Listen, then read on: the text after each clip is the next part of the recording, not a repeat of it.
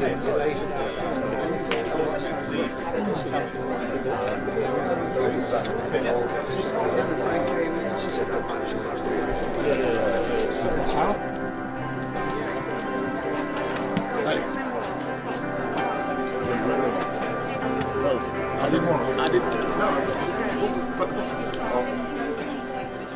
big thank you to Heather to start off with for what she's done to get this book to where it's at.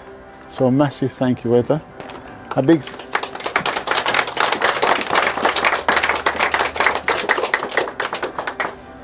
I'm going to say also a big thank you for Heather asking me to carry out this few minutes talk. I think it's a wonderful honor, and I really appreciate it, because this is a wonderful gentleman here. So I'm just going to read a little something. When I was enlisted in the Royal Air Force in the early 70s, I thought I was one of the first young black men to join the military. How wrong was I? As I later learned of trailblazers such as Ralph Ottey in the Second World War, and even other Caribbean veterans who served before him in the First World War. It then became my longing ambition to meet as many of these veterans as I could. I had the absolute pleasure of meeting Ralph and dining with him as he recounted some of his treasured memories. It was indeed surreal spending such time with him, and I mentally pinched myself many times during the hours in his presence. I later had the privilege of recording a video interview with Ralph step by step.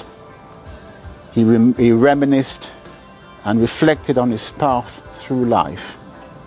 I consider myself extremely fortunate to have captured these memories, uttered directly by the man himself. The interview will serve as a treasured archival record, which will hopefully blend with his delightful memoir to enrich Black history.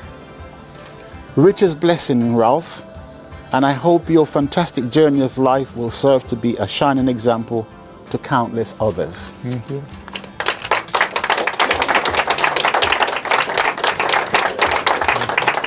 Ladies and gentlemen, I introduce to you Mr. Ralph Ottey.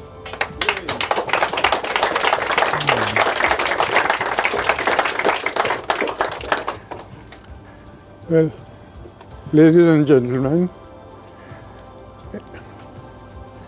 there's someone in this audience who, if I hadn't met her, this wouldn't have happened. You all know who I'm talking about, I'm sure. Without you, Heather, where will I be without? It was a strange meeting, but we have progressed, and what was only perhaps a dream is there before your very eyes. I'm hoping and wishing that as a commercial undertaking it will be a success, and that people in Britain, of course, and other parts of the world, through Heather's efforts, might read something about a little Jamaican boy who came to England and stayed. My name's Heather Hughes and I work at the University of Lincoln, and for over a decade now I have been involved with the International Bomber Command Centre Digital Archive. And at some point in the process of gathering material for the archive, I realized that we had a really huge gap in the information that we held in our archive, and that was the role of black RAF personnel. We were dependent on people bringing us material, and we had growing numbers of interviews, and they're all wonderful stories, but that was definitely a gap.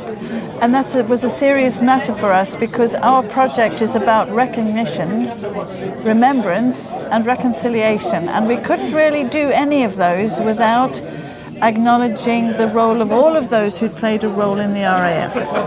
And so I began really searching out stories of those who had served in Bomber Command, whose stories had been marginalized. I think the stories were very definitely marginalized or forgotten. And to my amazement, I discovered that over 5,000 Black Caribbean personnel had served in Lincolnshire during the Second World War on all the RAF bases. And where was their story now? It's almost as if it had been erased from history.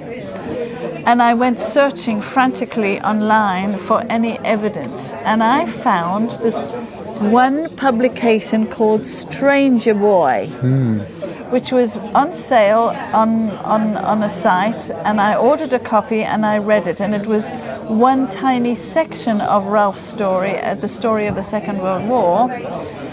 And the more I looked at this book, the more I thought, I wonder if this person is still alive. So I contacted the only person in Boston that I knew then, called Alison Fairman. Yes. And I said, Alison, have you heard of Ralph Ottey? And she said, have I heard of Ralph Ottey? He's one of Martin's patients, Martin being her husband and a GP. And then I said, would you mind connecting me to Ralph? And so I wrote you a letter. Yeah. And Ralph has got all the letters I sent him from that day, and I have all the letters that you sent to me. And one day those will go into the archive as well, those letters. And we became very friendly, and I learned from Ralph that he had written a number of manuscripts of his story, but there wasn't any digital copy available. It was all a long time ago. These sections of his history had been written very far apart, so there were lots of overlaps and repetitions and so on. And also, the story only went up to your retirement, which was 40 years ago, and we couldn't have a memoir ending 40 years ago. So we decided we were going to embark on this project of publishing Ralph's complete memoir, all these bits, made into one and added to cover your retirement years, and you've had a very rich and active retirement. And that process has taken a number of years, and I approached the Lincoln Record Society. They'd never published anything like this in their history, which dates back to 1910. And they agreed to take this on. They were so enthralled by Ralph's story that they agreed to publish. And I thought it was appropriate that a Lincolnshire publisher should publish this story. And at every point in the process, you read what I had written. I sent you chapter by chapter by chapter, because I wanted to keep Ralph's style.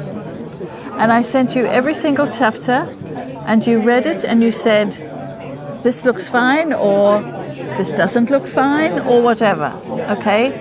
And so Ralph was fully involved in the process of bringing this memoir to fruition. I have to say, you never believed it was going to happen. No, well, He wouldn't believe me that this book was going to come out. You would not believe me. No, not really. So, why not, Ralph? Why didn't you think it would come out? Well, you have to... I wouldn't say I have other offers, but I had people who talked to me about it, but it remained talk. Sure. So tell me what was this experience like of reading your life as a story written by somebody else? What was that like? I think the thing is to say what Heather wrote, is factual. Was it a strange experience though to read your life?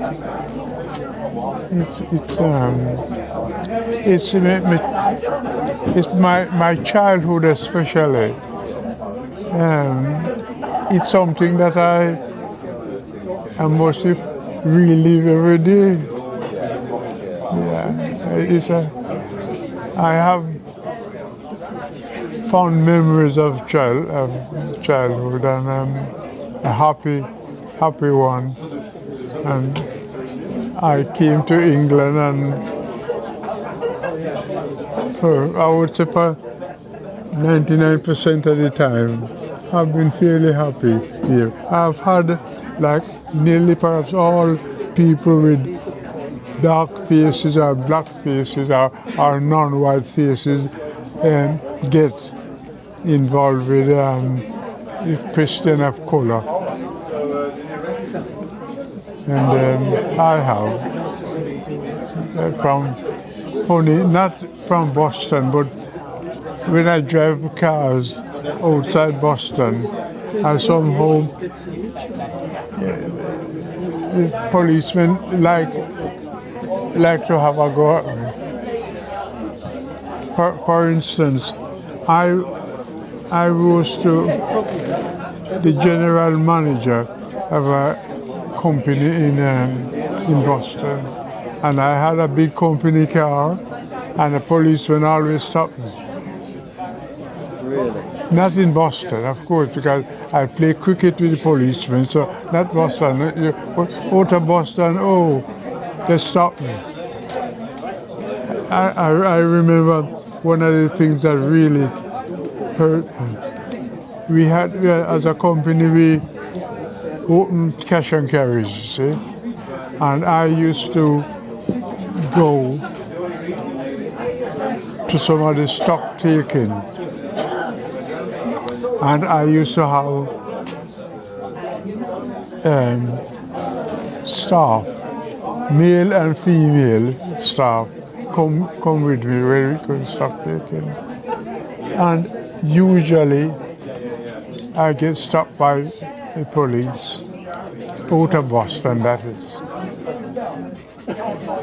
So, today's quite an exciting day really, because the book is now published, and today was the launch. How does it feel, Ralph, to launch this book? Well, it has to be different to what you would think it feels. You see, when I read the book, I'm reading my life, you see. So it's not unfamiliar with me. What do you hope people will get when they read this book? What do you hope that they'll take away when they read your book? Well, I hope that people who read the book will get from it the point that your color doesn't mean a damn. It's who you are. That's the thing. And in England, perhaps it's even more so. Yeah, it's because I play cricket with the Towns Club. I play with the RAF and so on. And it's the same. I put my effort in everything.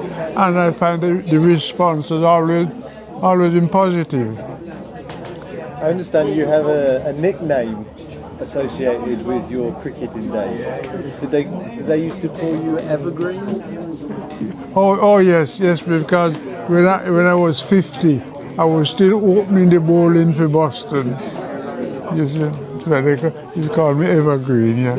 evergreen, Ottey. I think one of the important things about this memoir of Ralph's is that there are quite a few other memoirs of RAF veterans who spent their lives, who came from the Caribbean and spent the rest of their lives in Britain.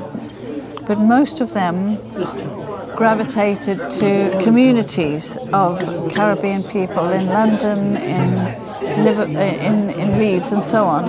Whereas Ralph's story is so unusual in the sense that he went to a place like Boston, and that was because of Mavis, his wife, and it was a very different experience. And I think you had to work jolly hard, Ralph, to win acceptance, and cricket helped a lot. But it was a very different story from being in that sort of world of a community of people who were experiencing similar issues in British society. Ralph was experiencing those issues, but entirely as an individual. Facing a certain amount of discrimination from the bank when you tried to raise a mortgage, and so on and so on. And I think that makes it a really interesting and important story of what happened when this, out of the big cities, away from the big cities, and not part of a whole community. It's a really interesting theme there about conflict, your role in conflict and war, but also the challenges that you faced after the war. Yeah. And I wonder, Heather, from your point of view, you mentioned earlier that there were aspects of our history that were not present. They hadn't been documented in the same way. What's been your experience of putting this book together and the journey of discovery that you yourself have been on in terms of identifying the gap that existed and how you've had to go set about working to put that gap, to rectify that gap? Yeah. I think it's been a really humbling experience. I don't want to say too much about this, but I was born and grew up in South Africa, and I was part of the anti-apartheid movement. And one of the most privileged positions I've ever had in my life was working for Archbishop Tutu's Truth and Reconciliation Commission in South Africa. And I think that taught me a lot about reconciliation. When I came to live here, I didn't think any of that would be of any use whatsoever. And I think it has stood me in really good stead. And it's been a really important learning experience for me to fill in the stories that I had no notion of about British history. So it has been hugely important to me and a privilege. It's been an incredible privilege to learn about Ralph's story, but much more importantly, actually, to become a friend of Ralph. I mean, that has just been such a privilege for me. Ralph, what's it like for you as well? You guys seem to have this wonderful relationship. Has it always been easy? The what?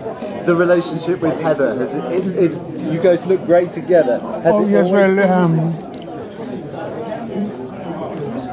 It might sound simplistic, but without Heather, I wouldn't be here, would I?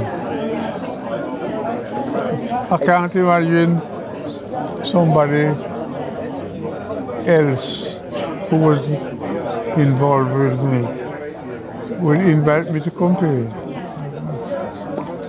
It's fascinating because obviously to hear you say that's quite emotive for me to listen to you say that.